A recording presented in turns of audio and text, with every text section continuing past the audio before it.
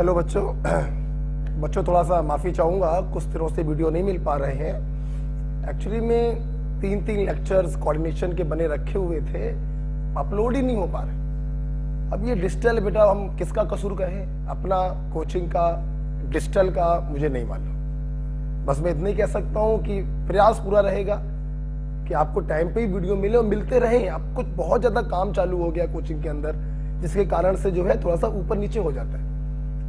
2-3 video तो बेटा ऐसे हो गए जिनकी आवाज ही बीच में नहीं आ रही है, दोबारा बनाने पड़ रहा है। तो खैर बस मैं इतना ही वादा कर सकता हूं कि जिस दिन खत्म होगा सिलेबस ऑफलाइन का, उसी दिन खत्म होगा सिलेबस ऑनलाइन का। हो सकता है 1-2 दिन लेक्चर नहीं मिल पाते हैं, तो मैं अगले दिन 2-2 लेक्चर आपको अपलोड करा देता हूं, ठीक है बेटा। तो उसको अदरवाइज मत लीजिए और सहयोग करिए और खूब मेहनत से पढ़ाई करिए, दैट्स इट। सॉल्यूशन में हम लोगों ने चारों कॉलिगेटिव प्रॉपर्टी पढ़ ली थी। मैं आपको एक बार बताना चाहूंगा। पहली कॉलिगेटिव प्रॉपर्टी पढ़ी थी osmotic pressure, PV equal to nRT या pi is equal to CST।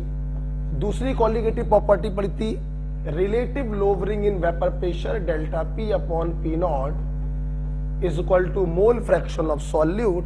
और अगर सॉल्यूशन बहुत डाइल्यूट होता है तो हम लोग कैपिटल N के रेस्पेक्ट में स्मॉल n को नेग्लेक्ट कर देते हैं। तीसरी कॉलिगेटिव प्रॉपर्टी आपने पढ़ी थी elevation in boiling point, that is Kb into molality. चौथी कॉलिगेटिव प्रॉपर्टी आपने पढ़ी थी depression in freezing point, that is Kf into molality. ठीक है, आपने बच्चों देखा होगा और ना देखा हो तो एक बार फिर से रिवाइज कर लेना।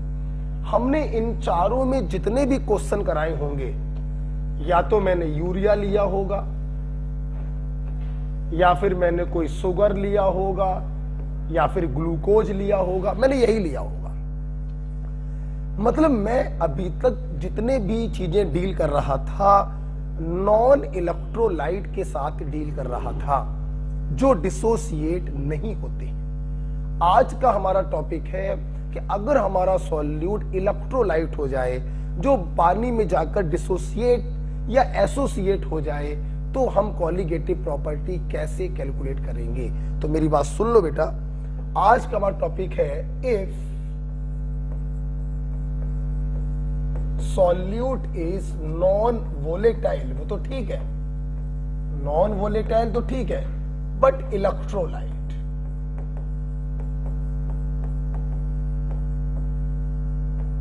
But electrolyte. अगर हमारा सॉल्यूट नॉन वोलेटाइल लेकिन इलेक्ट्रोलाइट हो, NaCl हो, CaCl2 हो, MgNO3 का होल ट्वाइस हो, K4FeCN का होल 6 हो, इलेक्ट्रोलाइट हो, तो क्या कर, कुछ नहीं। तुम क्या करोगे, कॉलिगेटिव प्रॉपर्टी ऑफ इलेक्ट्रोलाइट, कुछ नहीं करना है बच्चों। It's simple equal to I times two colligative property of non electrolyte, that's it. बस बेटा, किसी इलेक्ट्रोलाइट की जो कॉलिगेटिव प्रॉपर्टी होती हैं, they are I times two colligative property of non electrolyte. Okay, यहां पर I क्या है अभी समझ लेंगे। पहले ये फील करो कि हम कहना क्या चाहते हैं। हम कहना ये चाहते हैं कि अगर आपका सॉल्यूट इलेक्ट्रोलाइट है, तो आपने अभी तक जितने भी फार्मूले पढ़े हैं, आप उन सभी फार्मूलों में I से मल्टीप्लाई कर दो। जैसे इलेक्ट्रोलाइट के लिए ऑस्मोटिक प्रेशर का फार्मूला क्या हो जाएगा, नॉन इलेक्ट्रोलाइट के लिए CST होता है, आप इसमें I से मल्टीप्लाई कर दो, फार्मूला बन गया ICST। नॉन इलेक्ट्रोलाइट के लिए relative lowering in vapour pressure बराबर होता है मोल फ्रैक्शन ऑफ सॉल्यूट। अगर हमारा इलेक्ट्रोलाइटिक सॉल्यूट हो तो relative lowering in vapour pressure बराबर I times two mole fraction of solute. Non electrolyte के लिए एलिवेशन इन बॉइलिंग पॉइंट आप पढ़ते थे Kb इंटू मोलैलिटी।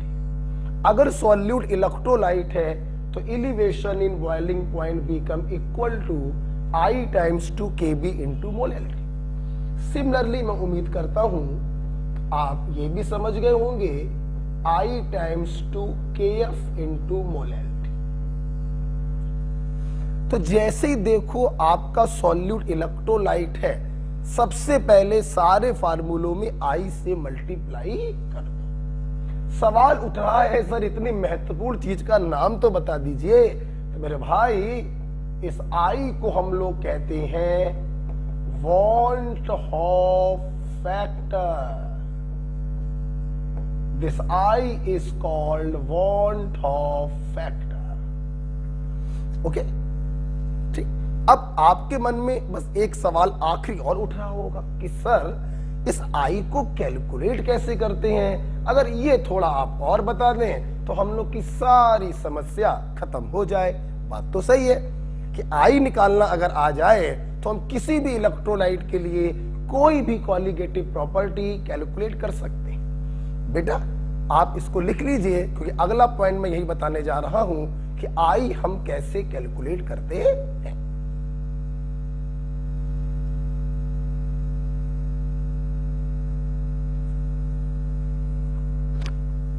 इसको लिख लो, बस थोड़ा सा है। I हम कैसे कैलकुलेट करते हैं। बच्चों विश्वास रखिएगा, एक भी सवाल ऐसा नहीं होगा नीट 2021 में जो आप कर ना पाए। फेथ ऑन मी, कुछ गलत नहीं होगा। नोट्स बस अच्छे से तैयार करिएगा और न्यूमेरिकल क्लास जो मॉर्निंग में चल रही है, अगर हो सके आप कर सकें तो आप मेरा साथ दीजिए और मॉर्निंग में क्लास कर सकते हैं। नहीं आ पा रहे हैं कानपुर, कोई बात नहीं, आप काम करते रहिए। बस आपको मालूम है कि भाई आज सर ने ये रिवाइज करने को दिया था, इसके सवाल लगाने को दिए थे, आप उसके सवाल घर पे लगा लीजिए, क्या दिक्कत है। कोई डाउट है मुझसे पूछ लीजिए, है ना।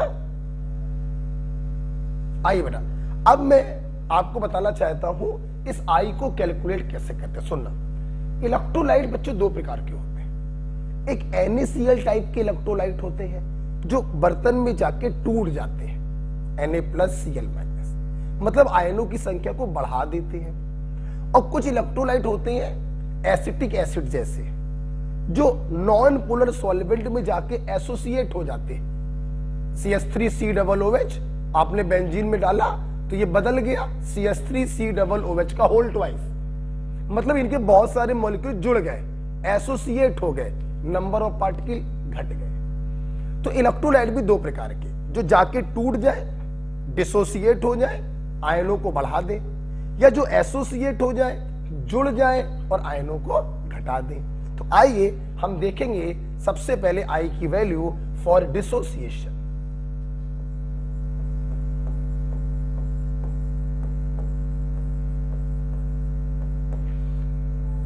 डिसोसिएशन मतलब टूटेगा। डिसोसिएशन के लिए हम I की वैल्यू कैसे निकालते हैं, तो अब दो केस बनते हैं। इफ 100% डिसोसिएशन, अगर वो 100% टूट रहा हो, और दूसरा इफ α% डिसोसिएशन। तो समझिएगा, जैसे मैंने बोला कोई एक पार्टिकल है, कोई इलेक्ट्रोलाइट है, और ये बर्तन में जाके टूट गया, और इसके एक पार्टिकल ने टूट कर n पार्टिकल पैदा किए, तो पार्टिकलों की संख्या बढ़ रही है ना, मतलब ये आयनों की संख्या को बढ़ा रहा है।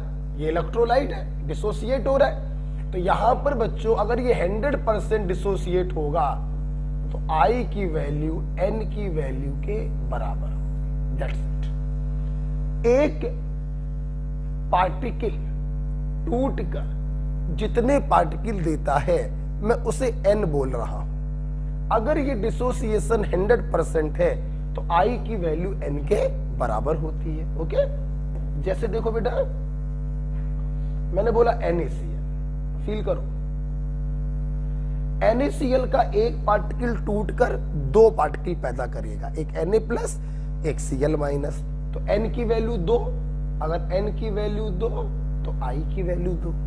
ठीक, मैंने आपको दिया CaCl2, इसका एक पार्टिकल टूटकर एक कैल्शियम देगा, 2 क्लोराइड देगा, तो 1 2 3, N की वैल्यू 3, तो I की वैल्यू भी 3, राइट।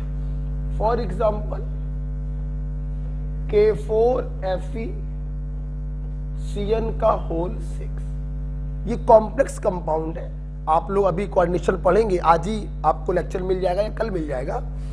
तो बड़े ब्रैकेट के अंदर जो माल पानी होता है ये डिसोसिएट नहीं करता है, जो बाहर होता है सिर्फ वही डिसोसिएट करता है। तो जब ये टूटेगा तो 4 पोटेशियम आयन मिलेगा और एक ये ब्रैकेट वाला आयन मिलेगा, तो कुल कितने आयन मिलेंगे? 5। N की वैल्यू 5, तो I की वैल्यू भी क्या होगी बेटा? 5। ठीक, दूसरा बेटा केस बनता है अगर ये अल्फा परसेंट टूटे। अब कोई मॉलिक्यूल AN है 1 पार्टिकल, और अब की बार ये 100% नहीं टूट रहा, अल्फा परसेंट टूटकर N पार्टिकल पैदा कर रहा। N का मतलब अभी भी वही है, एक पार्टिकल के टूटने से जितने आयन मिलते हैं उसे मैं N कह रहा हूं। तो यहां पर I कैसे निकालते हैं? देखिए, डिग्री ऑफ डिसोसिएशन बराबर I-1 अपॉन N-1। आप इस फार्मूले का इस्तेमाल करेंगे। अल्फा बराबर I-1 अपॉन N-1, ठीक है। जैसे मैंने बोला, फॉर एग्जाम्पल हम CaCl2 को लेके चलते हैं। जब 100% टूट रहा था तो I की वैल्यू N के बराबर आई। आओ देखते हैं, मान लो मैंने बोला CaCl2 इज 80% डिसोसिएटेड, तो आपको एक फीलिंग आ जाएगी कि अब I की वैल्यू 3 के बराबर नहीं आएगी। I की वैल्यू 3 के बराबर तब आई जब ये 100% टूटा। अगर उससे कुछ कम टूटेगा तो I की वैल्यू 3 से तो कुछ कम होगी। मैं प्रूफ करके दिखा रहा हूं। अल्फा की जगह क्या रखेंगे? 80% का साइन हटाने के लिए 100 से डिवाइड, I निकालना है -1। N की वैल्यू, एक पार्टिकल के टूटने से 3 पार्टिकल मिलेंगे तो रखेंगे 3। ठीक है, आप सॉल्व करो बेटा, कितना आएगा? 1 2 0.8 आ जाएगा, 0.8 इंटू 2 1.6 में 1 प्लस करो 2.6। तो आप देखिए यहां से I की वैल्यू आ गई 2.6। हमें पहले से ही मालूम था कि I की वैल्यू अब 3 के बराबर नहीं आएगी। 3 के बराबर तो तब आई जब ये टूटा था 100%। अगर कम टूटेगा तो I की वैल्यू N से कुछ कम हो जाएगी 2.6। तो ये बहुत ही अच्छी चीज मैंने आपको बताई है। अगर डिसोसिएशन हो रहा है, पार्टिकलों की संख्या बढ़ रही है, 100% टूटेगा तो I की वैल्यू N के बराबर हो जाएगी, और अगर अल्फा परसेंट टूटेगा तो इस फार्मूले से निकालें। और यहां से एक पॉइंट ये भी क्लियर हो रहा है कि जब डिसोसिएशन होगा तो I की वैल्यू आएगी हमेशा 1 से ज्यादा ही, चाहे वो 100% टूटे और चाहे वो अल्फा परसेंट टूटे, आएगी तो 1 से ज्यादा ही। ओके, चल इसको लिख लेंगे।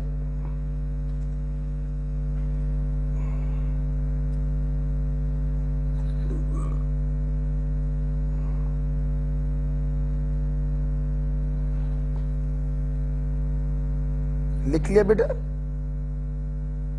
आए। अब हम लोग चल रहे हैं डिसोसिएशन में। ना लिख पाए हो तो पॉज करके लिख लेना, ठीक है। हटा। दूसरा केस है एसोसिएशन का।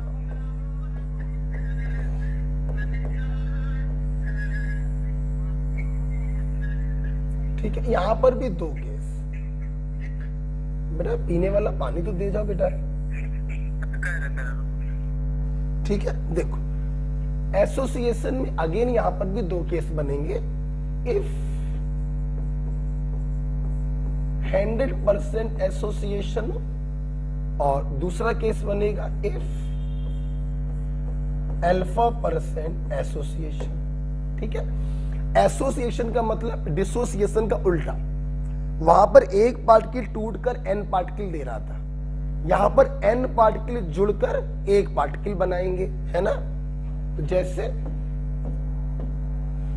n पार्टिकल आपस में जुड़कर एक पार्टिकल बना रहे हैं, दिस इज एसोसिएशन। तो यहां पर n का मतलब होगा कि कितने पार्टिकल जुड़कर एक पार्टिकल बना रहे हैं। जैसे कोई डाइमेराइज कर रहा, दो पार्टिकल जुड़कर एक पार्टिकल बना रहे हैं तो n की वैल्यू 2 हो जाएगी। कोई ट्राइमेराइज कर रहा, तीन पार्टिकल जुड़कर एक पार्टिकल बना रहे हैं तो n की वैल्यू 3 हो जाएगी, राइट। तो अगर ये 100% हुआ तो I की वैल्यू हो जाती है 1/n। I की वैल्यू हो जाती है बच्चा 1/n। फॉर एग्जाम्पल मैंने बोला कि acetic acid get dimerise, acetic acid dimerised in benzene. ये बेंजीन में क्या हो रहा है, डाइमेराइज कर रहा है, इसके दो पार्टिकल जुड़कर एक पार्टिकल बना रहे हैं, समथिंग लाइक दिस। ये आपने हमसे ऑर्गेनिक में भी पढ़ा था कि नॉन पोलर सॉल्वेंट में एसिटिक एसिड, बेंजोइक एसिड ये डाइमेराइज कर जाते हैं। तो अगर ये डाइमेराइज कर रहा है और 100% कर रहा है तो I की वैल्यू कितनी होगी, 1/2 होगी, है ना, क्योंकि दो पार्टिकल जुड़ रहे हैं, I की वैल्यू 1/n हो जाएगी। ओके। दूसरा बेटा बनेगा कि अगर एसोसिएशन तो हो रहा है, n पार्टिकल जुड़कर एक पार्टिकल बना रहे हैं, लेकिन ये α% बना रहे हैं, तो क्या होगा, तो देखिए अल्फा डिसोसिएशन में अल्फा बताता था डिग्री ऑफ डिसोसिएशन, एसोसिएशन में अल्फा बताता है degree of association. 1 - I upon 1 - 1/n। हम लोग इस फार्मूले का इस्तेमाल करेंगे, अल्फा बराबर 1 - I अपॉन 1 - 1/n। ओके। तो ये एसोसिएशन के फार्मूले। अब दिल पे याद रख के बताओ, अगर तुम्हें I निकालना आ गया है तो क्या अब इलेक्ट्रोलाइट की कॉलिगेटिव प्रॉपर्टी में कोई प्रॉब्लम होगी? नहीं। जो फार्मूले आज तक इस्तेमाल कर रहे थे उन्हीं फार्मूलों में I से मल्टीप्लाई कर देंगे। I निकालना तुमको आ ही गया है, अब कोई प्रॉब्लम है ही नहीं। ठीक है, इसको भी लिख लो। और इसके बाद हम लोग क्वेश्चन करेंगे। ठीक है,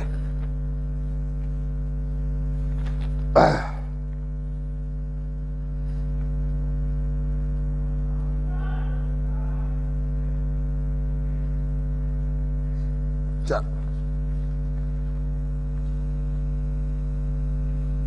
लिख लो इसको, फिर हम लोग क्वेश्चन करते हैं इसके ऊपर। ठीक है, आई पॉज करके लिख लेना। तो अब हम लोग आइए देखते हैं अपने क्वेश्चंस के द्वारा कि आई इसको वॉल्ट ऑफ फैक्टर कहते हैं, इसको हम कैसे कर। अच्छा एक बार बच्चों और, डिसोसिएशन में आई की वैल्यू हमेशा एक से ज्यादा, तो एसोसिएशन में आई की वैल्यू हमेशा एक से कम। 100% टूटेगा तो भी देखो एक से कम आएगी, और α% जुड़ेगा तो भी एक से कम आएगी। ठीक है, अब आइए हम लोग सवाल करते हैं। आप देखिएगा मैं कैसे कर रहा हूं question. If डेसीमोलर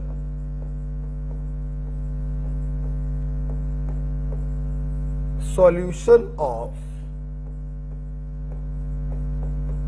K4FeCN6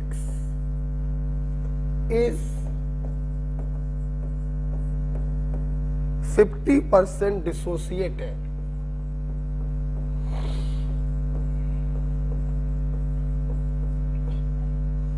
at 27 degrees Celsius,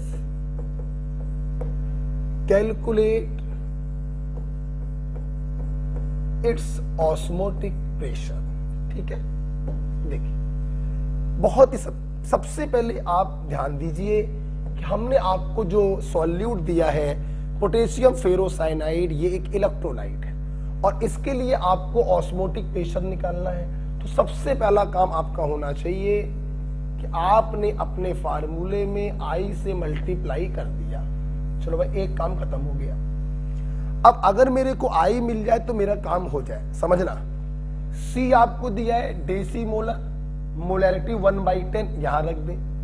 S की वैल्यू 0.0821, टेम्परेचर दिया है 27 डिग्री सेल्सियस, 273 जोड़ दो केल्विन में आ जाएगा। तो I अगर पता चल जाए तो पाई आ जाएगा।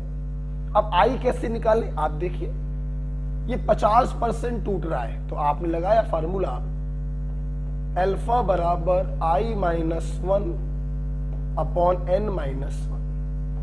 50% का मतलब 100 से डिवाइड करेंगे, I आपको निकालना है। n की वैल्यू क्या होती है, एक पार्टिकल के टूटने से जितने पार्टिकल आपको मिलते हैं। 4 पोटेशियम, एक बिग ब्रैकेट, 5 आयन मिलेंगे, n की जगह 5 आएगा।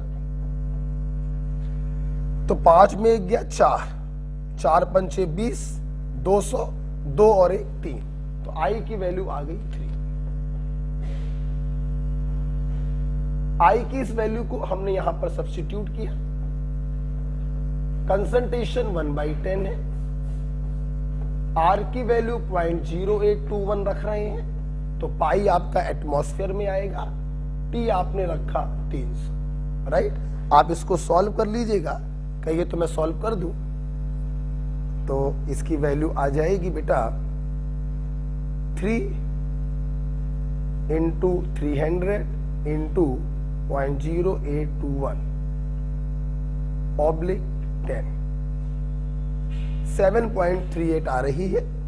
तो आंसर आ जाएगा 7.4 एटमॉस्फेयर। है कि नहीं आसान, बताओ जल्दी से। बहुत ही सिंपल होता है, इलेक्ट्रोलाइट से कोई फर्क नहीं पड़ता यार। बस तुम्हें अगर I की वैल्यू निकालनी आ गई है ना, तो जैसे आप अभी तक क्वेश्चन कर रहे थे वैसे अभी भी करें, बस I का मल्टीप्लाई हो जाएगा, दैट्स इट। ओके, चलिए नेक्स्ट क्वेश्चन, आप इसको लिख लो।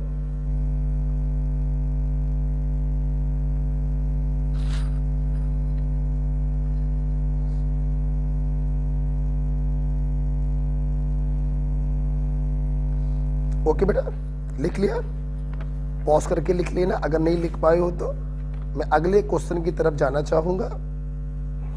हटा दो बेटा, इसको हटा दो। चल, एक अगला क्वेश्चन देखते हैं। अगला क्वेश्चन क्या है, 0.04 molar Na2SO4 solution is isotonic to 0.1 molar glucose solution. Full stop. Calculate degree of dissociation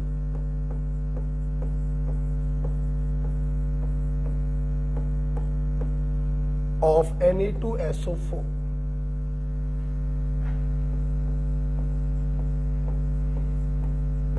देखिए, ये भी मैं करूंगा, आप मेरे से देखेंगे अभी चुपचाप। एक सॉल्यूशन है बच्चों जिसमें सॉल्यूट है Na2SO4 और एक सॉल्यूशन है बच्चों जिसमें सॉल्यूट है ग्लूकोज। मतलब एक का सॉल्यूट इलेक्ट्रोलाइट है, दूसरे का सॉल्यूट नॉन इलेक्ट्रोलाइट है। और लकली इन्होंने बोला ये दोनों के दोनों आइसोटोनिक हैं, तो इसका मतलब ये हुआ कि सोडियम सल्फेट वाला जो सॉल्यूशन है और जो ग्लूकोज वाला सॉल्यूशन है, इन दोनों के ऑस्मोटिक प्रेशर आपस में क्या होंगे, बराबर होंगे। ठीक, अब सोचना जरा, इसके ऑस्मोटिक प्रेशर में जब फार्मूला लगाओगे तो ICST लगाओगे, कंसंट्रेशन C1 कर दी, और इसके लिए जो फॉर्मूला लगाओगे तो CST लगाओगे, कंसंट्रेशन C2 कर दी। S भी कांस्टेंट है, T भी कांस्टेंट है, तो ये दोनों कांस्टेंट कैंसल हो गए। तो यहां से Na2SO4 का I आ गया। C2 मतलब ग्लूकोज की कंसंट्रेशन 0.1 दी गई है, और C1 मतलब Na2SO4 की कंसंट्रेशन 0.04 दी गई है। ये कितना आएगा? 2.5। बेटा जब I की वैल्यू आ जाती है तो अल्फा की वैल्यू निकालना तो चुटकी बजाने बराबर है। अल्फा बराबर, मैं डायरेक्ट रख रहा हूं वैल्यू, n अल्फा बराबर I जो कि 2.5 आया है, I -1 अपॉन n की वैल्यू, इसका एक पार्टिकल टूटकर 3 पार्टिकल देगा, 2 सोडियम और 1 सल्फेट, तो अल्फा आएगा 0.75। अगर परसेंट में पूछना हो तो 100 से मल्टीप्लाई कर दो, इट इज 75%। ओके, तो ये आपने दूसरा क्वेश्चन देखा, बहुत ही आसान है। फिर दे कह रहा हूं, इलेक्ट्रोलाइट को देखते ही क्या करना, I से मल्टीप्लाई कर देना, दैट्स इट। ओके, चल एक ये दूसरा सवाल हम लोगों ने किया इलेक्ट्रोलाइट के ऊपर।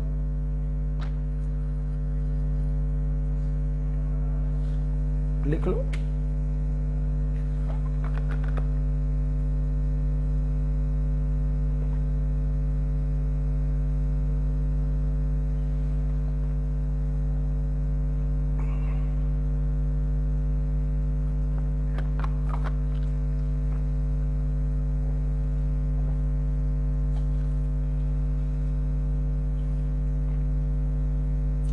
ठीक है बेटा। आइए चलते हैं तीसरे क्वेश्चन की तरफ। सवाल लिखेंगे,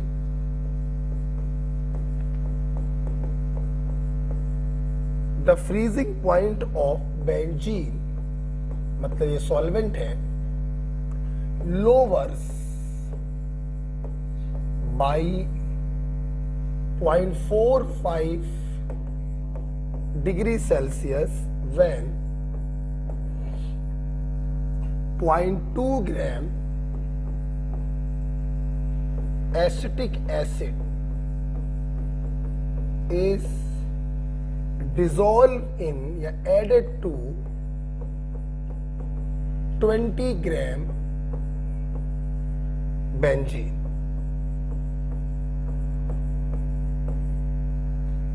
Then calculate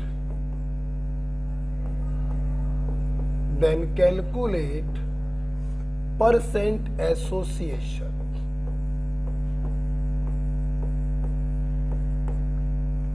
Full stop. Kf for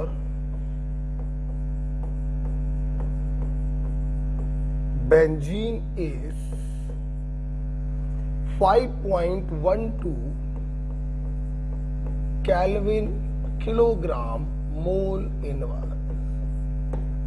right, देखिए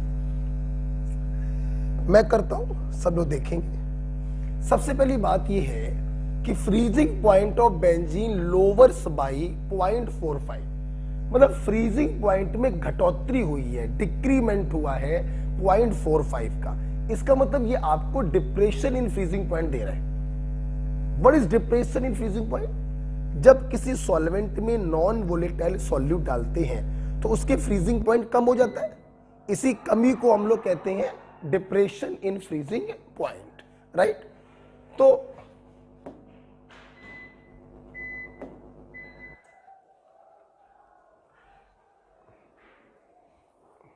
बच्चों लाइट चली गई है, 1 मिनट रुक जाइए जरा।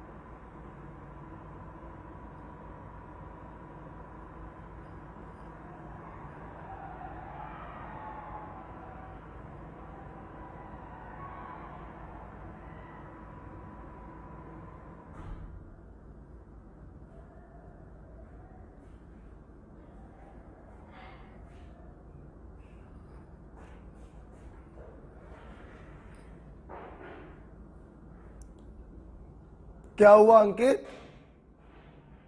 अंकित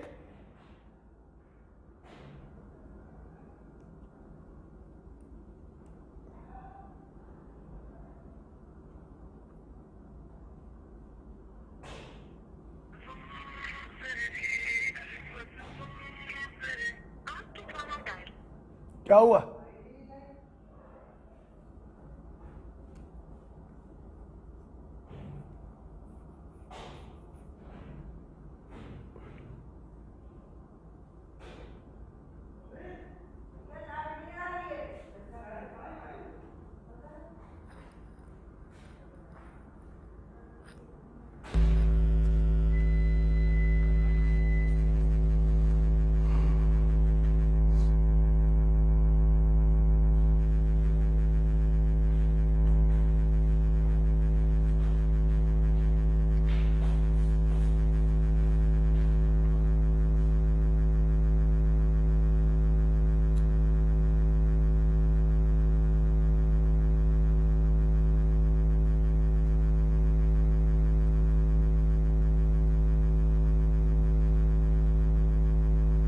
आगरा वाले के यहाँ से पनीर ले आना, ठीक है? 100 ग्राम आगरा वाले के यहाँ से, और कहीं से नहीं लाओगे।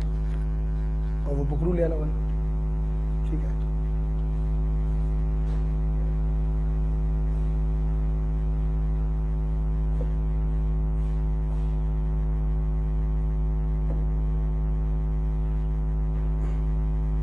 ओके बच्चों, ये देखिए लाइट चली गई थी बीच में। तो आपको lowering in vapour depression in freezing point दिया गया है, डेल्टा टीएफ आपको दिया गया है 0.45 डिग्री सेल्सियस, राइट? ये डिप्रेशन कब हो रहा है? ये डिप्रेशन हुआ बेटा सुमित सुमित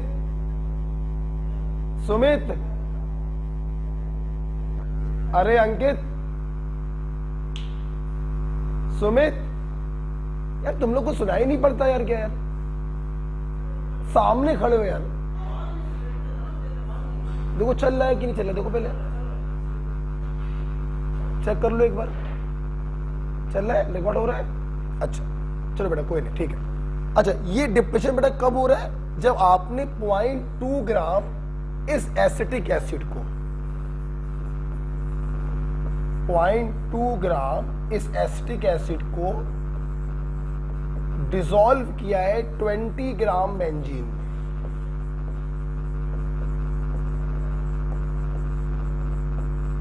आपसे बच्चों इस एसिटिक एसिड का अल्फा पूछ रहे हैं, परसेंटेज एसोसिएशन पूछ रहे हैं, और बेंजीन का केएफ आपको दिया गया है।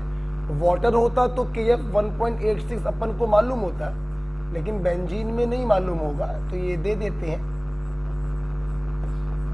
राइट? तो देखिए मेरी बात सुनो, अब सोचो जरा, अभी भी मैंने बताया था acetic acid non polar solvent benzene में डाइमेराइज करता है, इसके दो पार्टिकल जुड़कर एक पार्टिकल बनाते हैं, ठीक? तो एन की वैल्यू 2 है। अब आपको अल्फा निकालना है, तो अपन लोग क्या करेंगे, सबसे पहले इसके लिए आई निकालेंगे। क्या निकालेंगे? आई।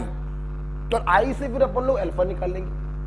हमने क्या किया, फार्मूला लगाया, डेल्टा टीएफ बराबर आई इंटू के एफ इंटू मोल एल।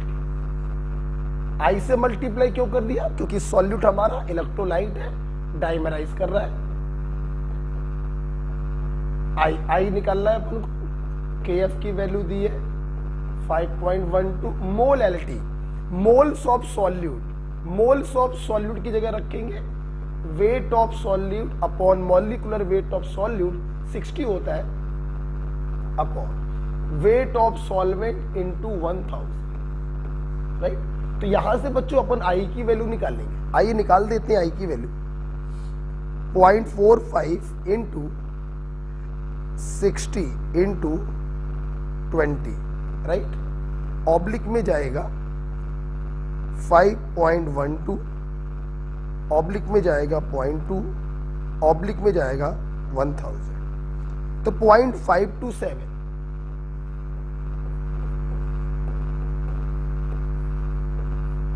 ये आई की वैल्यू है। हम लोगों से आई नहीं, हम लोगों से अल्फा पूछा गया, तो अल्फा बराबर 1 माइनस आई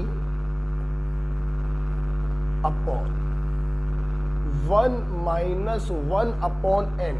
एन का मतलब जितने पार्टिकल जुड़कर एक पार्टिकल बना रहे हैं, ये डाइमराइज करता है, एन की जगह 2 रखेंगे। आइए सॉल्व कर लेते हैं। -1 तो ऊपर आएगा 0.472, इसमें 2 से मल्टीप्लाई हो जाएगा तो 0.94। अल्फा अगर 0.94 है तो 100 से मल्टीप्लाई कर देंगे तो 94%। क्लियर? तो इस प्रकार से 94% एसोसिएशन होगा।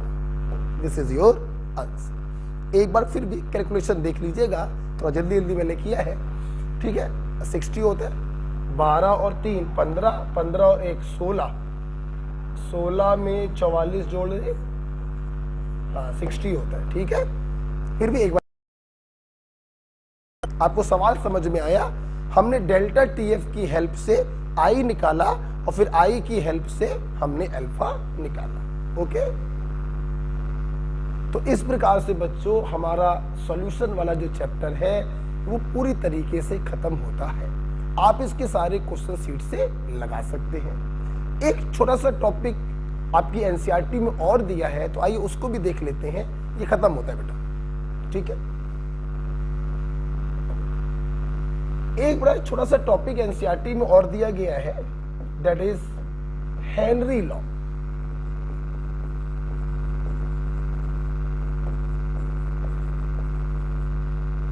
Henry's law. हेनरी लॉ बच्चों हमें बताता है effect of pressure over solubility of gas.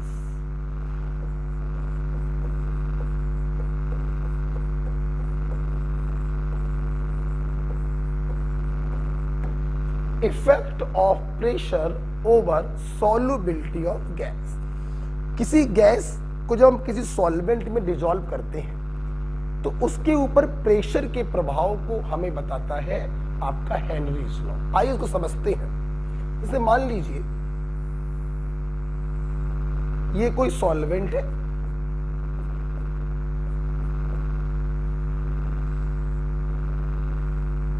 ठीक, ये कोई गैस है, ठीक, हमने इस पे प्रेशर डाला पिस्टन की हेल्प से, तो कुछ गैस वाटर में डिसॉल्व हो जाती है और कुछ गैस अनडिसॉल्व रहती है, और दोनों के बीच में एक डायनेमिक इक्विलिब्रियम स्टेबलाइज हो जाता है। तो आपका हेनरी लॉ क्या कहता है? हेनरी लॉ कहता है पार्शियल प्रेशर ऑफ गैस, ठीक, partial pressure of gas is directly proportional to solubility of gas expressed in terms of mole fraction। मतलब हेनरी साहब ने गैस की सॉल्युबिलिटी को उसके मोल फ्रैक्शन के टर्म्स में डिनोट किया। ये मोल फ्रैक्शन आप कैसे निकालेंगे? जरा फील करिएगा। माना जब गैस डिसॉल्व हो गई, जो डिसॉल्व गैस है उसके मोल n है और जिस सॉल्वेंट में डिसॉल्व है उसके मोल कैपिटल N है, तो of course mole fraction of gas क्या होगा? उसके मोल अपॉन टोटल मोल। बच्चों गैस की सॉल्युबिलिटी इतनी कम होती है कि कैपिटल N के सामने हम लोग स्मॉल n को 0 मान लेते हैं। क्या मान लेते हैं? 0। तो जब भी आप मोल फ्रैक्शन ऑफ गैस रखेंगे तो small n upon capital N ही रखिएगा। हमें इस गैस से कोई मतलब नहीं है, अनडिसॉल्व गैस से कोई मतलब नहीं है, हमें मतलब किससे होता है? डिसॉल्व गैस से। तो एक सॉल्वेंट हो गया जिसके मोल कैपिटल N है, एक गैस हो गई जिसके मोल स्मॉल n है, तो गैस का मोल फ्रैक्शन बराबर उसके मोल बटे टोटल। तो partial pressure is directly proportional to solubility of gas. Directly proportional का आप साइन हटाएंगे तो एक कांस्टेंट लिखेंगे। इसी कांस्टेंट को बच्चों हम लोग कहते हैं हेनरीज कांस्टेंट। ये देखिए, यस बेटा, इसी KH को हम लोग कहते हैं हेनरीज कांस्टेंट। ओके बेटा, आप देख सकते हैं अगर यहां से हम लोग देखें तो मोल फ्रैक्शन तो यूनिटलेस होता है, तो KH का जो यूनिट आ जाता है वो प्रेशर के यूनिट का इनवर्स आता है, एटमॉस्फेयर इनवर्स। तो partial pressure of gas is equal to KH into mole fraction of gas. यहां से बच्चों एक पॉइंट ये भी क्लियर हो रहा है, हमने मोल फ्रैक्शन को सॉल्युबिलिटी बताया है, मतलब KH is inversely proportional to solubility. Clear? KH is inversely proportional to solubility. जिसका हेनरी कांस्टेंट बड़ा होगा उसकी सॉल्युबिलिटी कम होगी, राइट? आप इसको लिख लो। तो Henry law, effect of pressure over solubility of gas, इन्होंने बताया partial pressure of gas is directly proportional to solubility of gas expressed in terms of mole fraction। Directly proportional का साइन हटाएंगे, एक कांस्टेंट लिखेंगे। इसी कांस्टेंट को हम Henrys constant कहते हैं, जिसकी यूनिट होगी एटमॉस्फेयर इनवर्स। ओके,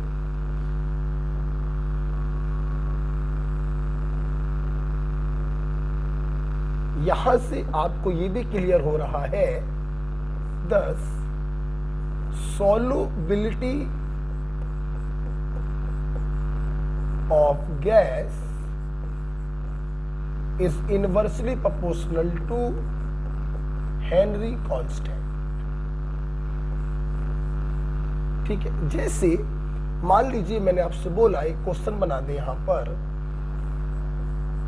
हमारे पास दो गैस है, गैस A, गैस B, और इनके हेनरी कांस्टेंट की वैल्यू है 2 इंटू 10 की पावर -4 और 5 इंटू 10 की पावर -8। ये तो हमने पूछा इनकी सॉल्युबिलिटी का ऑर्डर बताइए।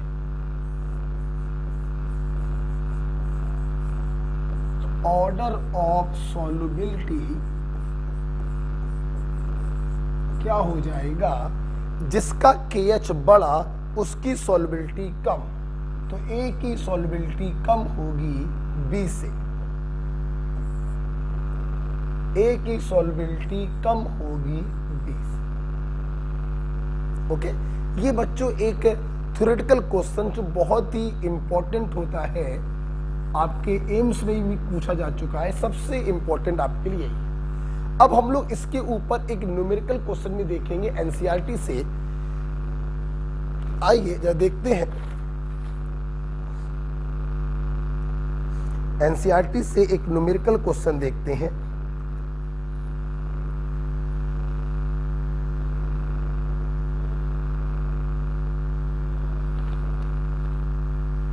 हटा दें इसको, हटा दें।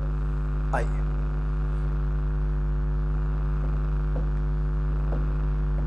आइए हेनरी लॉ पर हम लोग एक क्वेश्चन देखते हैं, लिखेंगे हेनरीज लॉ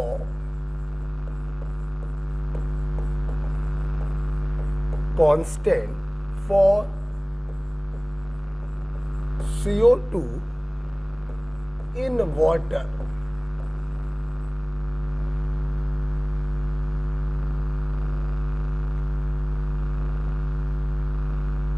बच्चों एक बार रुकना जरा,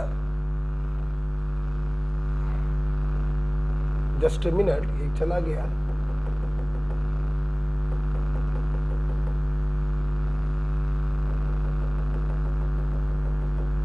बच्चों इसके पहले जो मैंने सवाल कराया था मैंने KH का यूनिट क्या लिख दिया था, चेक करना, मैं गड़बड़ हो गया। पार्शियल प्रेशर ऑफ गैस बराबर मैंने क्या लिखा था, KH into mole fraction of gas लिखा था ना बेटा। तो यहां पर KH का यूनिट कितना आएगा, एटमॉस्फेयर। जरा एक बार चेक कर लेना, क्या मैंने एटमॉस्फेयर इनवर्स लिख दिया है क्या, वो वापस आ नहीं पाएगा। शायद मैंने एटमॉस्फेयर इनवर्स लिख दिया है, अगर लिख दिया तो सही कर लीजिएगा, वो एटमॉस्फेयर होगा, राइट। और यही गलती से तो क्वेश्चन में भी हो गई है, जो मैंने अभी आपको क्वेश्चन दिया था गैस वाला और KH वाला A B, चेक करिए जरा, मैं थोड़ा कंफ्यूज हो गया। मैंने यहाँ पे क्या लिखा था, एटमॉस्फेयर इनवर्स लिखा था कि एटमॉस्फेयर लिखा था, शायद इनवर्स लिख दिया था। बच्चों सही कर लेना, एटमॉस्फेयर होगा, ध्यान दीजिए ना भाई, ये तो आपका यूनिट लेस है ना, तो हेनरी कांस्टेंट का जो यूनिट होगा वो प्रेशर के यूनिट के बराबर होगा ना। ध्यान नहीं रहा, शायद एटमॉस्फेयर इनवर्स लिख दिया है, तो सर सही कर लीजिए। सबसे पहले KH का यूनिट प्रेशर के यूनिट के बराबर होगा ना, एटमॉस्फेयर होगा। और तो इस सवाल में शायद मैंने एटमॉस्फेयर इनवर्स लिख दिया है, वो एटमॉस्फेयर कर लीजिएगा। तो सॉल्युबिलिटी का ऑर्डर क्या आएगा, जिसका KH बड़ा होगा उसकी सॉल्युबिलिटी छोटी होगी, जिसका KH छोटा होगा उसकी सॉल्युबिलिटी बड़ी। एक बार देख लीजिएगा, मैं उम्मीद करता हूं आप समझ गए होंगे। वो गलती से शायद यहाँ -1 और यहाँ भी -1 लिख गया है, देख लीजिएगा और इसको हटा दीजिएगा। ओके, चलिए अब हम लोग अपने क्वेश्चन पे आते हैं। ठीक है, आइए। Henry's law constant for CO2 in water is 1.67 into 10⁸ pascal at 298 Kelvin, full stop. Calculate the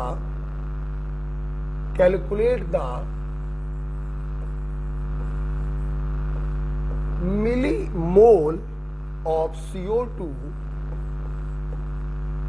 in 500 ml of soda water.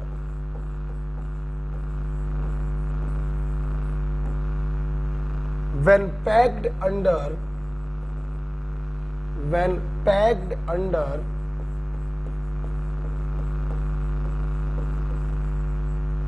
2.5 atmospheric CO2 pressure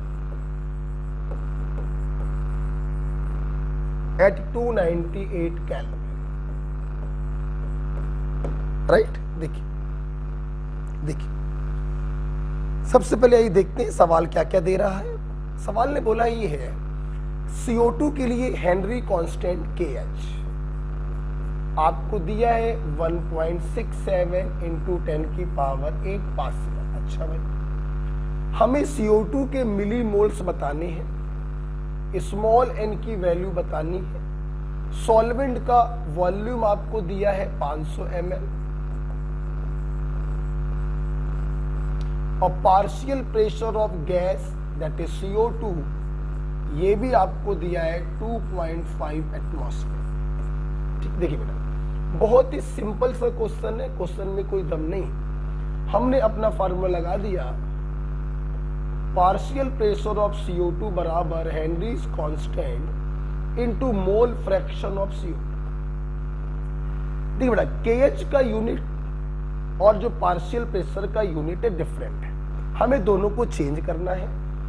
1 atmosphere equal to 10⁵ pascal, तो 2.5 एटमॉस्फेयर में 10⁵ से मल्टीप्लाई कर दें, ये पास्कल में बदल गया, इसको तो पास्कल में दिया ही गया, कोई प्रॉब्लम नहीं।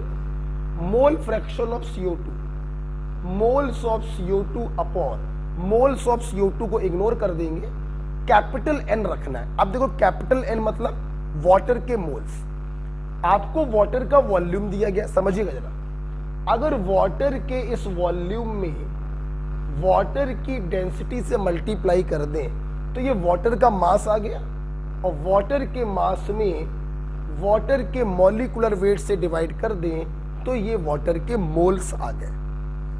Volume in ml multiplied by water की डेंसिटी होती है 1 ग्राम पर ml, तो वेट आ जाएगा ग्राम में, डिवाइडेड बाई वाटर का मॉलिक्यूलर वेट, तो मोल्स आ जाएंगे। राइट बेटा, यहां से आप n की वैल्यू निकालिए, कितनी आएगी n की वैल्यू बच्चों? मैं करूं क्या? काफी छोटी आनी चाहिए n की वैल्यू, आई करके देख लेते हैं। इट इज 2.5 इंटू 500, राइट, यहां चला जाएगा ना, और अपॉन में आ गया 18, अपॉन में आ गया 1.67, राइट, और 3 आएगा तो ये चला जाएगा ऊपर 41.5, है ना। आंसर जरा चेक करें क्या? हाँ ठीक है, ओके, तो ये बेटा आ रहा है 41 पॉइंट समथिंग आ रहा है इंटू 10 की पावर -3 मोल, है ना। इसमें ये डिवाइड किया है, 18 से डिवाइड किया है, 500 से मल्टीप्लाई किया, 10 की पावर 3 नीचे बचेगा, ऊपर गया 10 की पावर -3। आपसे बेटा मोल नहीं पूछे गए थे, आपसे पूछे गए थे CO2 के मिली मोल। तो इसमें अगर 1000 से मल्टीप्लाई कर दें, ये आपका आंसर नहीं बेटा, हम लोग इसमें क्या करेंगे, 1000 से मल्टीप्लाई कर देंगे तो ये आपका मिली मोल्स आ जाएगा।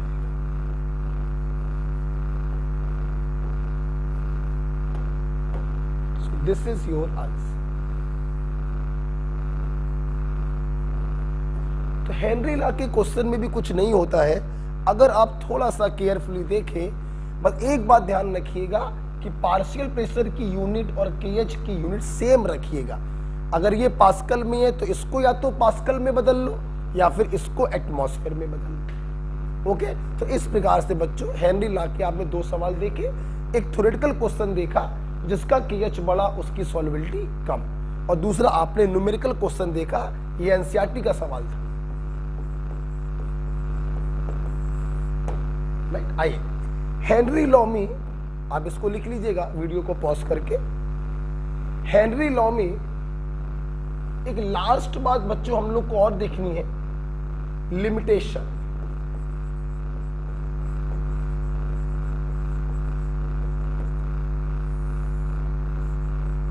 हेनरी लॉ की बच्चों एक लिमिटेशन भी होती क्या?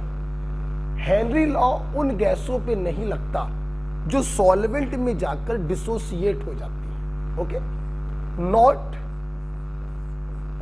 Valid if gas dissociate in solvent. अगर कोई गैस सॉल्वेंट में जाकर डिसोसिएट होती है तो हेनरी लॉ फिर वैलिड नहीं होता। फॉर एग्जाम्पल HCl, HCl को आपने वाटर में घोला, आप सभी लोग जानते हैं क्या होगा कि डिसोसिएट हो जाएगा H+ aqueous और Cl- aqueous में, इसलिए हेनरी लॉ इसके ऊपर वैलिड नहीं होगा। सिमिलरली आप अमोनिया देखें, अमोनिया को अगर आप aqueous में डालते हैं तो सबसे पहले ये उससे रिएक्शन करके NH4OH बनाएगा, और ये NH4OH फिर डिसोसिएट हो जाएगा NH4+ OH- में, इसलिए अमोनिया के ऊपर भी हेनरीज लॉ काम नहीं करेगा। तो जो गैसें सॉल्वेंट में डिसोसिएट हो जाती हैं, हेनरी लॉ उसके ऊपर काम नहीं करता है। राइट, तो बेटा आप लोगों ने आज हमसे, इसको लिख लो, इसी के साथ हेनरी लॉ खत्म होता है। आज बेटा आप लोगों ने हमसे इलेक्ट्रोलाइट की कोलिगेटिव प्रॉपर्टी कैसे निकालते हैं with the help of want of factor I कैसे निकालते हैं, डिसोसिएशन में अलग केस बनेगा, एसोसिएशन में अलग केस बनेगा, हेनरी लॉ कैसे करते, खत्म हो गया। अब इन लास्ट मैं आपको बताने जा रहा हूं, एक जादू की झप्पी देने जा रहा हूं, दैट इज पोरवाल ट्रिक। एक छोटी सी ट्रिक आपको बताने जा रहा हूं, जो उस ट्रिक को ध्यान से देखिएगा। मैं इसको हटा रहा हूं, ओके।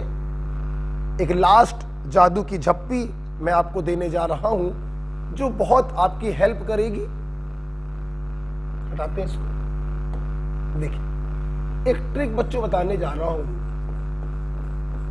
ये हेनरी लॉ की ट्रिक नहीं है, हेनरी के पहले मुझे बताना चाहिए था, मेरे दिमाग से स्किप हो गया। एक ट्रिक मैं बताने जा रहा हूं। If question is on comparison,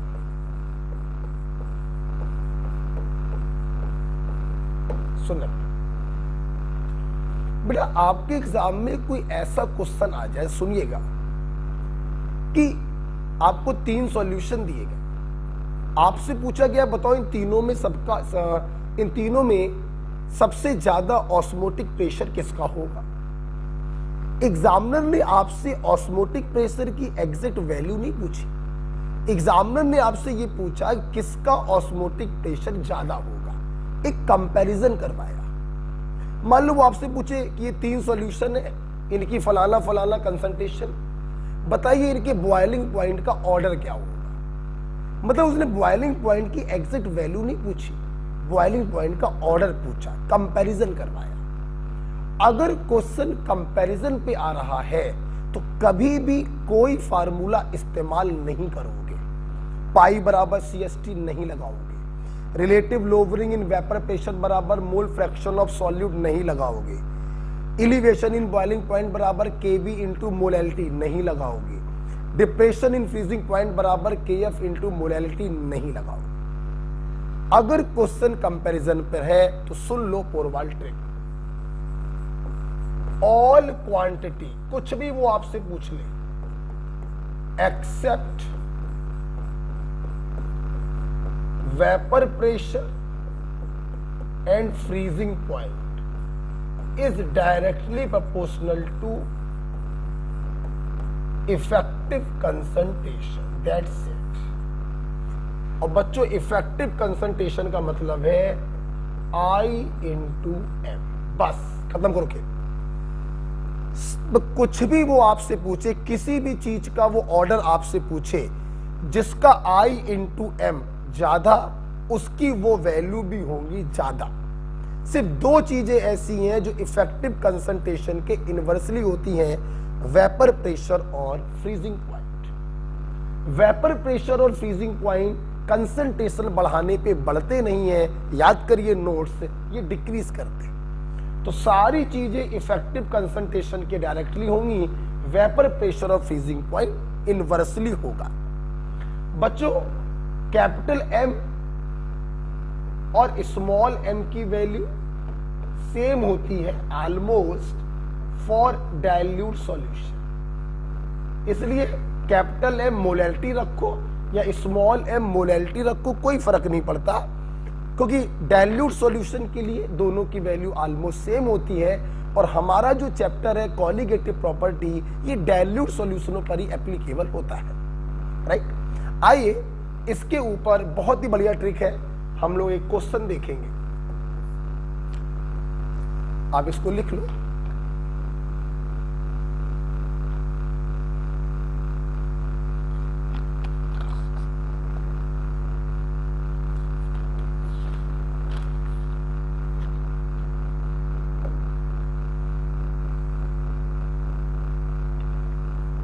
एक क्वेश्चन देखेंगे,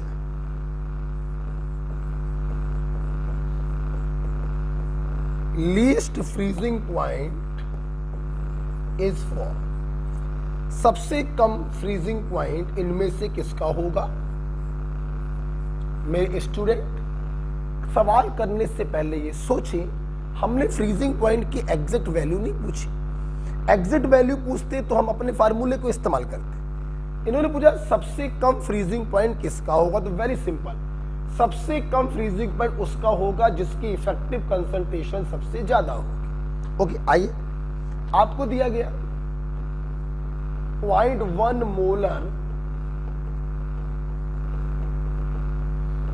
एनिलीनियम क्लोराइड 0.1 मोलर ग्लूकोज,